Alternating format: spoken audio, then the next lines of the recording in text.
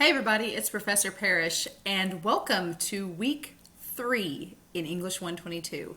Hard to believe, but we're already, with week 2 out of the way, a fourth of the way through class. 25% done. So if you think of it that way, this semester is going to go by very quickly. So as of right now, I have read some of your papers that you've done for the prose section.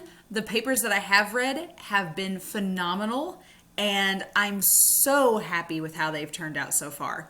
Obviously, I haven't read everybody's papers yet. My goal is to have all of your paper 1 drafts graded by Wednesday and back to you, because you do get a chance in this class to revise your papers. With papers 1, 2, and 3, you get a chance to revise. I've had many English classes in college, and one of my biggest letdowns as a student was that after you turned your paper in, it seemed like that's all that happened. You just turned your paper in, you got a grade, and you moved on. But you never got to go back and actually fix anything or revise it or try to get a better grade. So one of the things that I like to do in my English classes is that I do give you a chance, if you want to go back and revise that paper. Obviously, it's optional. I would say if you've gotten an A on your paper, you don't have to worry about revising it. If you've gotten a B, maybe you want to revise some grammar, or there's something that you want to check into and make revisions on. I definitely say if you get a C or lower on a paper, I recommend that you revise it, only because there's so many points with these papers and they carry such a big weight that I don't want you to miss out on that. But it is optional. So what I do is that for papers 1, 2, and 3, you get a chance to revise. Those revisions are due 2 weeks after the paper is due. So for paper 1, your revisions are not due this coming Sunday, but Sunday, July 5th will be when the revisions will be due. And that's why hopefully I want to get your papers back to you by Wednesday, so you have plenty of time to make revisions if you want to. But otherwise, so far, everybody's assignments have been good. I've been going through them. It's Sunday night, so if you've not turned in your assignments for week 2, please make sure to do so by tonight. But what I want to do in this video is just go over the assignments due for this week and do part 1 of the poetry presentation. I know in our assignments it says I'm going to go over parts 1 and 2, but I'm going to split that to hopefully make this video not as long, because the last 2 videos I've done have been 45 minutes long. I'm going to try to cut that down.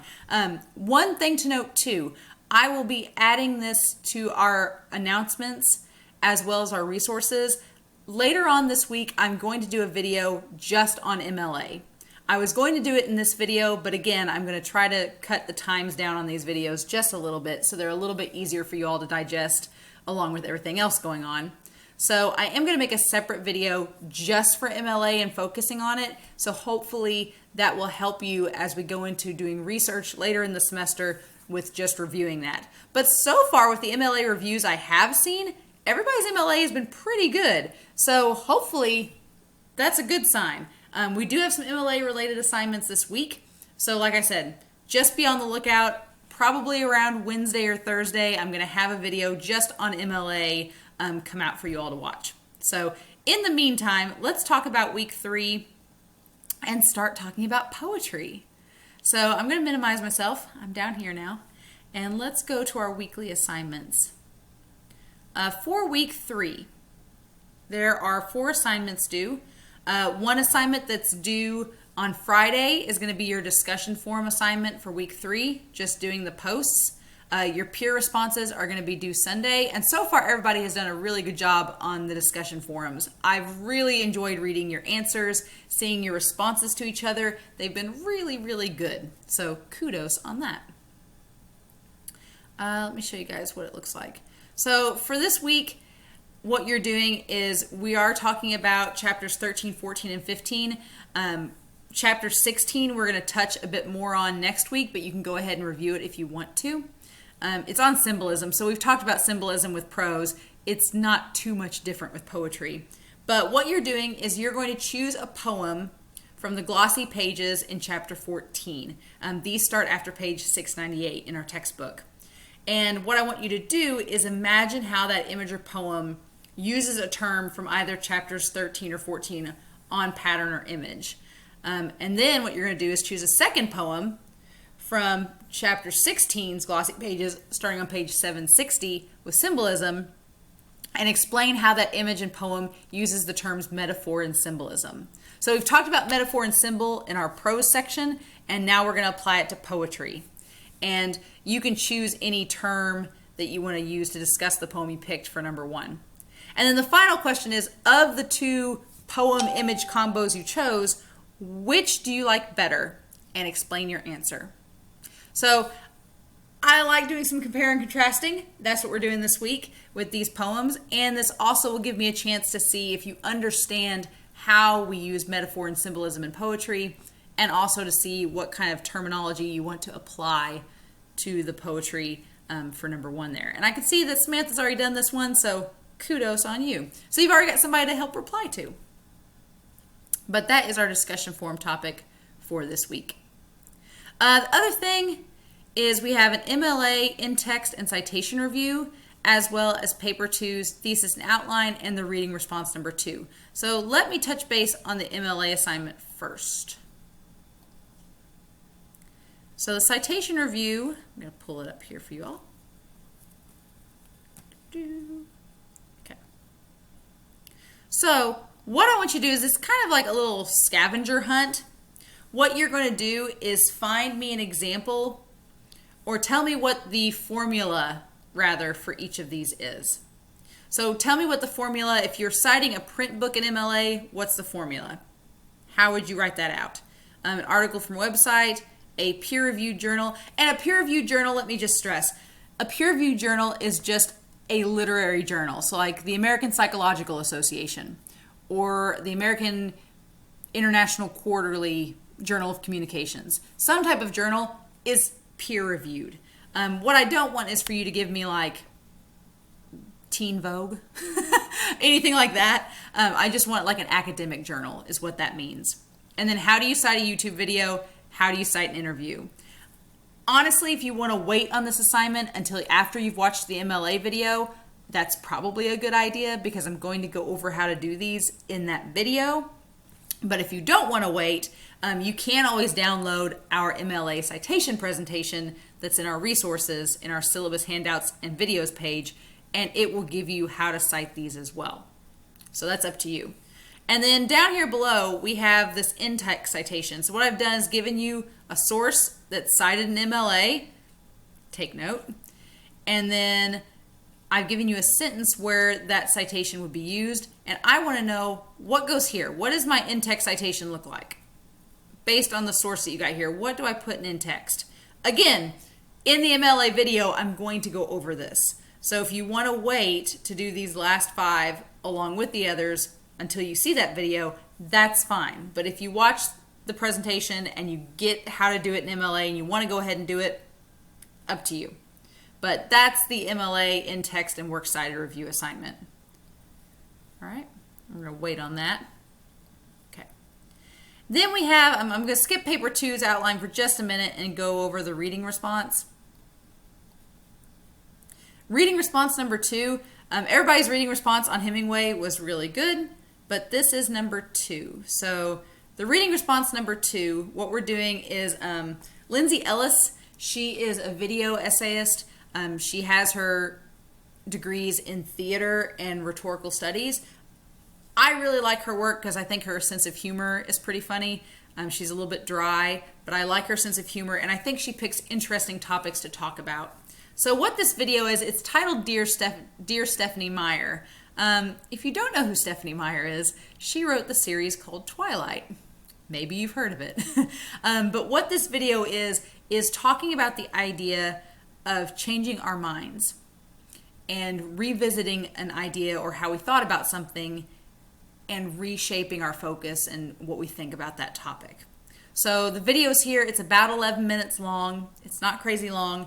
But what I want you to do is watch the video, and then there are 4 questions down here below of your opinions on what you think about that topic. And then you can just type out your answers, and then you submit that file by Sunday at 11:55. And that's that assignment. Okay. So the last assignment I want to talk about before we start talking about poetry is our thesis and outline for paper 2. Obviously, you're going to do the exact same thing that you did for paper one's thesis and outline. I want to know what you're writing about, and I want an outline of what you're thinking about, how you're thinking about constructing your paper. So it's very similar to paper one's thesis and outline. It's just for paper two now. And so that will be due Sunday as well. So here's the thing. Paper two.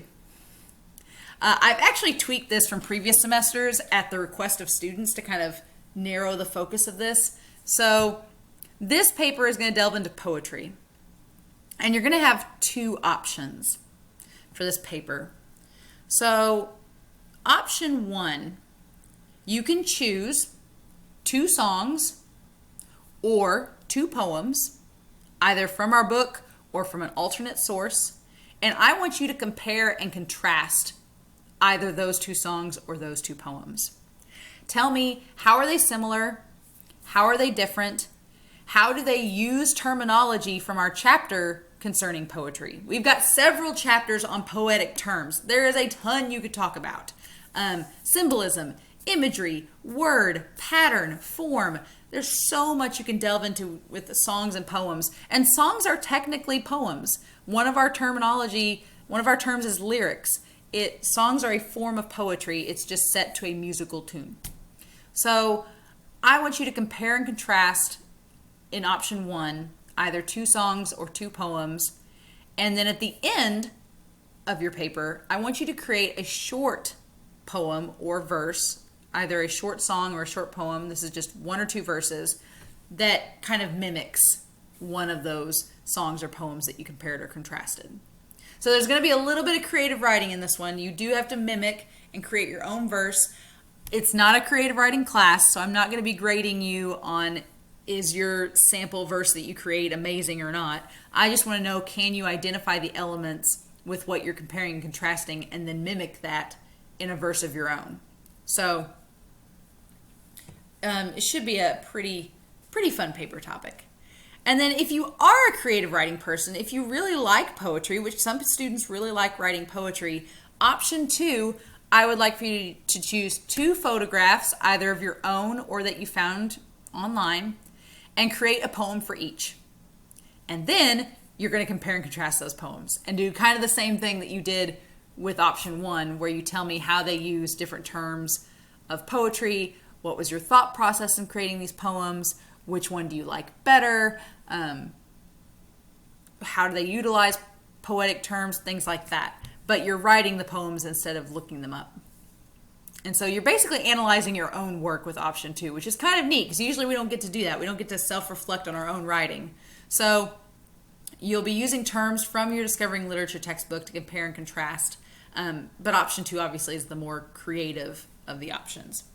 So the paper is 3 to 5 full pages. Your poem should be at least 2 verses, unless it's a haiku or vignette, which we will talk about in this presentation. The actual analysis of the paper should be in 12-point font. Your poems that you create can be whatever you want. Your poems can be any font, any size, anything. But the actual part where you compare and contrast, that needs to be 12-point double-spaced, if that makes sense. Poems, free for all on formatting. The paper, 12-point double-spaced, 1-inch margins, 12-point font, no large or bold fonts either. This is the first paper you should have a works cited page because you are going to be using your textbook to identify terms when you compare and contrast. So I want you to cite your textbook as at least one of your sources. And then if you use other sources, by all means, go to town. You can cite as many sources as you want, but your textbook must be cited. There will be points taken off if you don't include a works cited page or an in-text citation. And then obviously everything's due on time. So your outlines and your thesis statements are due this Sunday, June 28th. And then the final draft of paper 2 is going to be due Sunday, July 5th. So after 4th of July. So I know everybody gets really busy around 4th of July, myself included. You're going to have plans. You're going to be doing things. Don't be afraid to start on this paper early. If you know next week you're going to be doing stuff for 4th of July, don't wait until the last minute because it will not be fun. I've been there. Nothing is more dreadful than getting back from a vacation or like a mini weekend vacation and having to crunch out an assignment the night it's due. It's not fun. I hate it. So I don't want you to have to struggle with that too. So just try to work ahead if you can to hopefully get these papers completed before you leave to do your 4th of July plans. And then how the points are broken up, it's a little bit different than paper 1. Your intro and conclusion are going to be 10 points. The elements that you describe when you compare and contrast are going to be 30 points. The creativity and effort, this is with the poem that you create or the poems that you created. Again, it's not a creative writing class, so I'm not going to be judging you on this being the most amazing poem ever. I just want to see the effort put in that you did try to create the poem. And then spelling and grammar and the page length and formatting, which includes your works cited, are going to be 10 points as well. So yeah, that's pretty much paper 2. If you have questions on it, please feel free to let me know. I'm happy to answer them. But meanwhile, let's round out this week talking about poetry. So this unit often gives me, I find it either goes 2 ways. Either students are really excited about poetry and they like it, or poetry is their least favorite genre. They don't understand poetry. They don't want anything to do with it. My goal as your instructor for this week and for next week is I'm not going to say that you have to enjoy poetry, but I want to give you guys an appreciation of it to at least understand why we write poetry and the importance of it. So we're going to look at chapters 12 through 15 this week. I always start out this section by pointing out in our Discovering Literature textbook, and I think it's so relevant right now.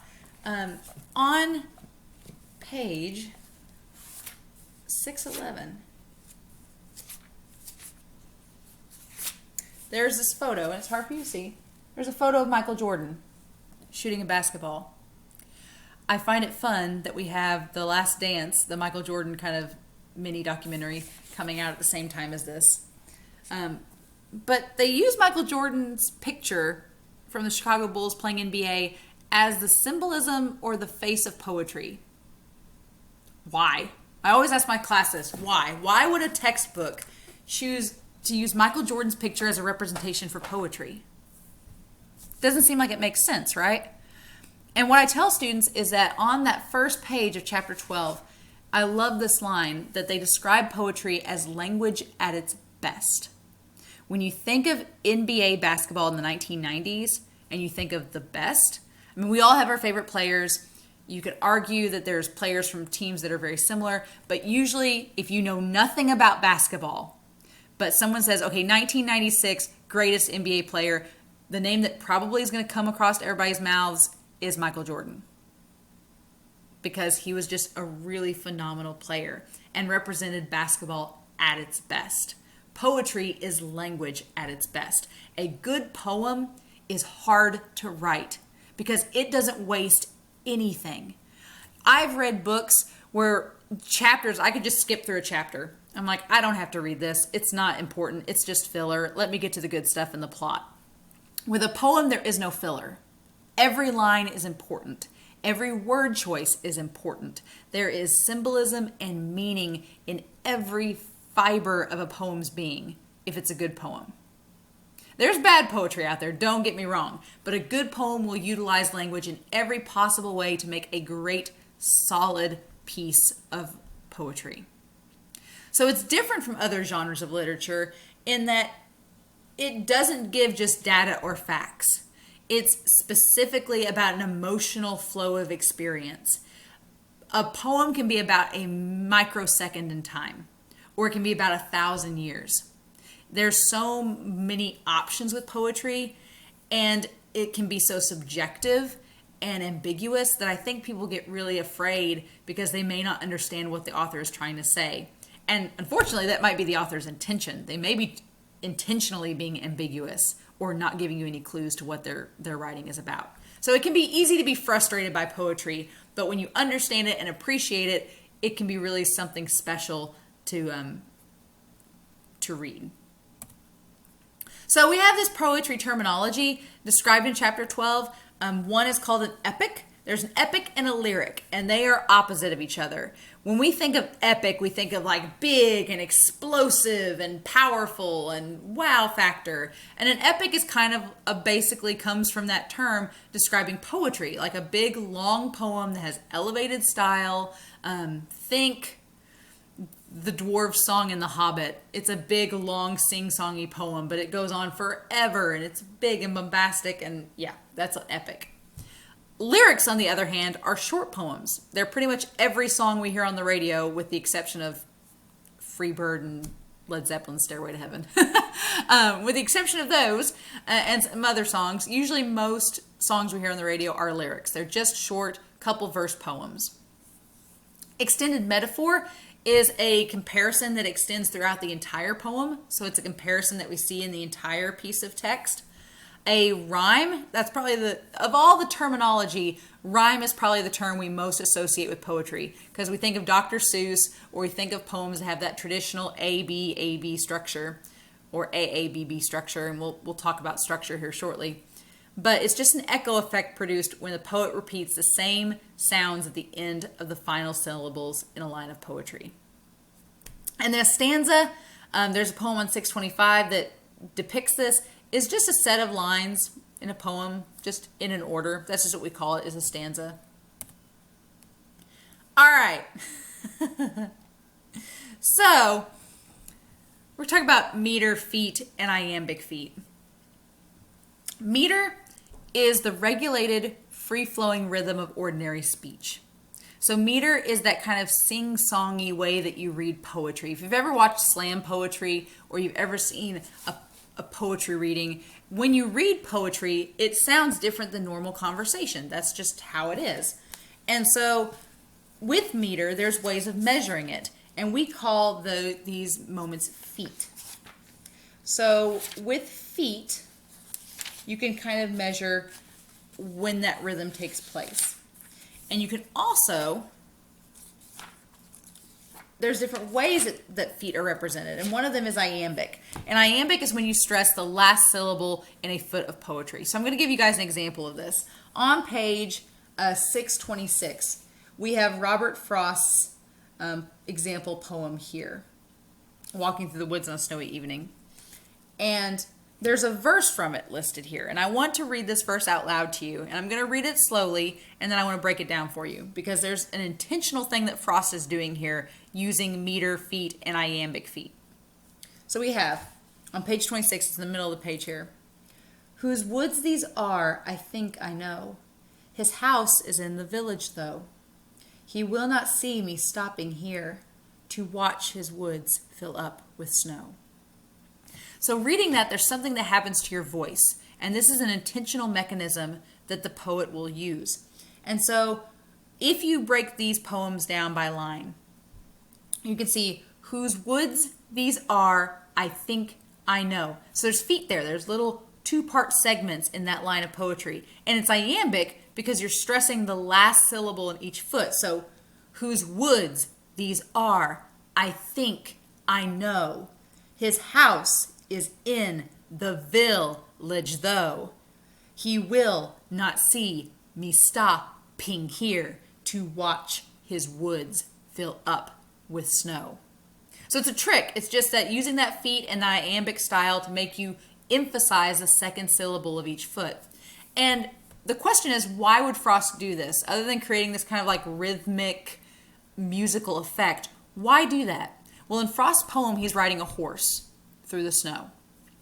And so when you get this kind of like dun dun dun dun dun dun, it not only mimics a heartbeat sound, but you think of, and I'm gonna look like Monty Python banging my coconuts here together, but it's like his woods these are, I think I know, to watch his woods fill up with snow. I'm imitating Monty Python banging these coconuts together to imitate horse hoof sounds, but that's exactly what Frost is doing. He's using iambic feet to emphasize this kind of like clop, clop, clop, clop, clop, clop, clop, clop, to make the reader think of someone riding a horse through snow while reading this poem. It's masterful. It's a great technique, and it's what emphasizes Frost as being one of the great poets, is just using this technique to not only pick the best words that fit exactly the type of style and technique he's going for, but to also make a poem that has meaning and creates an extra layer of effect for the audience. It's pretty cool. So another example of that that I will ask you to do, and I won't look it up right now because, again, I don't want this video to be crazy long, but I grew up in the 90s, and there was a St. Louis rapper named Nelly that was pretty popular around that time. If you ever get a chance, go and listen to a couple of his songs, and you will notice that the rapper Nelly uses meter the exact same way. It's like, if you want to go take a ride with me, da-na-na-na-na-na-na-na-na. Yeah, it's just a two-part, just da-na-da-na-da-na-da-na, a two-part beat, very similar to Frost. And if you listen, most of his songs have that exact same rhythm. There's a video that this man called Todd in the Shadows does, and he basically is a music reviewer. His gimmick is that he's always in the shadows. You can't ever see his face, so he stays anonymous. But if you ever get a chance, he does a review of Florida Georgia Line's Cruise remix. Now, keep in mind, he does not like Florida Georgia Line. He does not like them at all, and he bashes that song a lot. But there's a segment of it where he talks about Nelly, and why would Nelly collaborate with Florida Georgia Line on this song? And he goes through Nelly's kind of like rhythm and his flow. And that's when he talks about kind of like meter and how it's used. And it's very similar to what Florida Georgia Line's song does as well. So if you get a chance, look up Todd in the Shadows Cruise Remix. It's on YouTube. Look it up. It's like 15 minutes long.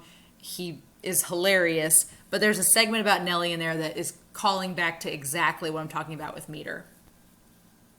And that's my 90s pop culture influence for the day. So continuing on our terminology, we have half and slant rhymes. These are a pair of words that don't rhyme but sound similar. And our books kind of show that as well. Like one of the examples in our book is a line that ends with fight and a line that ends with mice. Fight and mice do not rhyme traditionally. However, if you have that fight, mice, they have that same I sound, that's a half rhyme. It's almost a rhyme. It's not quite, but it's almost. And then slant rhyme is just a synonym to half rhyme. You may hear some people call it slant rhymes. Some people call them half rhymes. It just means that they sound similar, but they don't technically rhyme. And then we have these two terms, free verse versus open form. And they're very similar. It's very easy to mix them up. But here's how I differentiate them.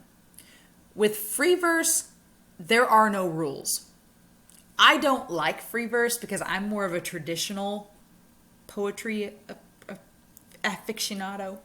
I like my poems to rhyme. I like them to have a structure and a form. Free verse to me is just, it's too chaotic. There's no rules. It often doesn't even look like a poem, except for the fact that it's like got elevated language and style. I'm not a fan, but a lot of people like free verse. Open form is similar in that it does not have to rhyme. It's similar to free verse in that it doesn't have to rhyme, it doesn't have to have a pattern. However, open form suggests that there's a form there. There is a form. It does have to look like a poem. It may not rhyme, it may not have a structure, but it on paper, it resembles a poem. That's open form. Free verse, there are no rules. You could just plop a paragraph on there and call it poetry. That's the difference between them. So our textbook talks about how do you interact and read poetry. So one of the big things that they emphasize is giving it a close reading.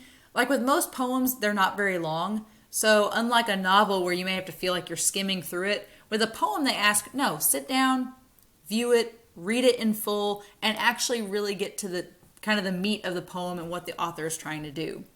Get your bearings, understand who your author is, what is the poem about. Respond to the poem as a whole after you read the entire thing. Get into the spirit of the poem, what is the author suggesting with their words, and then be ready for a personal response. A lot of times, writing poetry is a form of therapy. It's a way to release these complex emotions. And so often the author will want to elicit a personal response by creating this poem and having the audience read it. So be ready for that to happen. All right. Vignettes versus haikus. Oh my goodness. I had a student several years ago that absolutely hated haikus. And maybe they had to write a lot of them in school. I don't remember. But he would say, he's like, please tell me we're not doing haikus. And I'm like, we kind of are. So a haiku is just 3 lines of poetry. Each line has to be a certain number of syllables. So the typical haiku requirement is 5 syllables in the first line, 7 syllables in the second line, and 5 syllables in the third line. Not 5 words, syllables. So haikus are actually kind of hard to write because they're so strict in their requirements. So I have a little example here. And I'm going to do my syllables to prove my point. Class is almost done. Can you hear spring calling now? Wish class was over. That's a haiku. 5 syllables in the first line, 7 in the second, 5 in the last. That's it. A vignette is no more than 3 lines, but the rhyme scheme doesn't matter. There's no pattern. It's just an extremely short poem. And that's it. That's a vignette. So if you hate haikus, I'm sorry. You are going to be asked on your exam to create one. So be thinking about that and make sure that your syllable pattern matches. All right. So chapter 13, chapter 12 is a long chapter. Chapter 13 is just examining pattern or the whole poem. Again, we talk about context, which we're getting back into that web of meaning. Poems, they often ask us questions and work out the answers within them. They play off opposites and polarities. They help us to draw comparisons and make mental maps of certain scenarios or visualizing things. They can play off contrasting points of view. And they build to a high point like a prose story. Some of them have the ability to build a story and then have a resolution or a climax. Move myself over here. We have concrete poetry, which is exactly what it sounds like. We learned about concrete versus abstract in our prose unit. Concrete poetry is just about physical, tangible things. So nature poetry, things like that. Authors can use repetition or parallel. With repetition, you're repeating certain styles or words throughout the poem. With parallel, it's just starting and ending in a similar context. I like these 2 terms together, cumulative and counterpoint. In a cumulative poem, the poem is building to a climax. The action is rising and it's going to build to a point and then the poem will end. Counterpoint doesn't exactly have a plot. A poem that has a counterpoint is just bouncing from idea to idea, back and forth like a pinball machine. It doesn't ever build to anything or have a climax or resolution. It's just bouncing off ideas. Antithesis is taking a theme and building a poem whose purpose is in opposition to it. So if you're doing the antithesis of love, your poem would be about heartbreak. If your poem is the antithesis of peace, then it would be about war, and so on and so forth. Metaphysical is when your poem is passionate, it analyzes emotions, and it rationalizes them. This is the opposite of concrete poetry. Metaphysical poetry is all about ideals and emotional situations and things that don't have a concrete presence. All right, chapter 14, you will notice if you've looked at chapter 14, there is no terminology in chapter 14. It's all about image, which is just how are things represented through visuals. And the glossy pages on page 698 and on kind of demonstrate these poetic images, and the images have poems created based off of them. So I'd highly recommend go look at those glossy pages on page 698. You will need to do so for the discussion forum this week, so you might as well. But there's some pretty good examples there. And then chapter 15 is on metaphor. We get a review of metaphor versus simile again. They tell us to be careful of cliches, especially in poetry. We get the extended metaphor, which we talked about, the metaphor being repeated throughout the poem. We also get this idea of a controlling metaphor. And that's when the metaphor becomes the central theme or the factor that actually drives the poem. So it takes extended metaphor just a step further. And then we have figurative language in poetry when you compare something that's not real, which in poetry happens quite a bit. And then we have some styles of poems. So we have sonnets, the dreaded sonnets. I've actually had students tell me that they had nightmares about having to do sonnets in high school. I'm sorry, sonnets are long. They're 14-line poems. So they are long poems. And I've had several students be like, all we did in high school were sonnets. I'm like, I'm sorry. We also have conceits, which are elaborately developed analogies or stories that happen in poetry. So it's kind of like a little flashback or a little sidestep where you talk about a story within a poem. It's like a story within a story. It's like Inception. And that's our presentation. So like I said, I'm not going to carry this video on insanely long, but just talking about chapters 12 through 15 this week. And then be on the lookout. I'm going to have that MLA video posted later this week. And then for week 4, we're going to round out poetry by finishing up the chapters on symbolism and so forth. If you want to go ahead and look ahead, the PowerPoint is available in our syllabus handouts and videos page. So if you want to go ahead and look ahead for week 4, you can go ahead and do so, and that should be fine. But overall, I hope you guys enjoyed this week. We're getting into poetry. We're diving right in. If you have questions about paper 2, please let me know. But otherwise, I'm really excited to read your paper 1s. Those that I haven't got to yet, I'll have them done by Wednesday and back to you. But as always, my 1-week class is over. So I'm back to work. I'll be at my office hours, 8 to 4:30 p.m. Monday through Thursday. If you have any questions, please call me, email me, let me know. Otherwise, I hope you guys have a great week this week, and I will talk to you all again soon.